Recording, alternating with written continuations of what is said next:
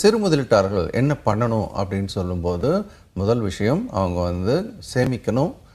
சேமித்த பணத்தில் மூன்றில் ஒரு பகுதி, உங்களுக்கு வயசு கம்மியாக இருந்தால் அதில் பாதி, சேமித்த பணத்தில் பாதி பங்கு சந்தையில் முதலீடு பண்ணணும். முதலீடு பண்ணுவது வழிமுறை அப்படின்னு சொன்னால் எஸ்ஐபி, சிஸ்டமேட்டிக் இன்வெஸ்ட்மெண்ட் பிளானில் நீங்கள் முதலீடு பண்ணணும்.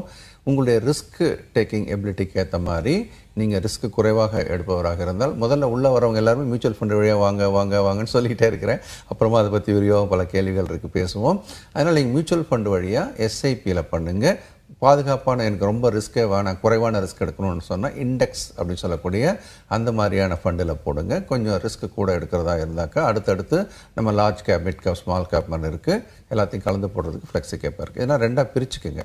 ரைட்டாக போடுற பணத்தை கொஞ்சம் ரிஸ்க் குறைவான இடத்துலையும் ரிஸ்க் கூடுதல் இடத்துலையும் பண்ணலாம். இதான் பண்ண வேண்டியது. பண்ணக்கூடாதது அடுத்தது நீங்கள் பண்ணக்கூடாதுன்னு ஒரு கேள்வி கேட்டீங்க. பண்ணக்கூடாதது என்ன அப்படின்னு சொன்னால், குறுகிய காலத்துக்காக வச்சுருக்கிற எந்த பணத்தையும் 3 மாதம் கழித்து பையனுக்கு ஃபீஸ் கட்டணும், 1 வருஷம் கழித்து வீடு வாங்கிறதுக்கு வச்சுருக்க பணம், அந்த மாதிரியான குறுகிய காலத்துக்கு தேவைகளுக்கு வைத்திருக்கிற எந்த பணத்தையும் பங்கு சந்தைக்குள் கொண்டு வந்து போடக்கூடாது.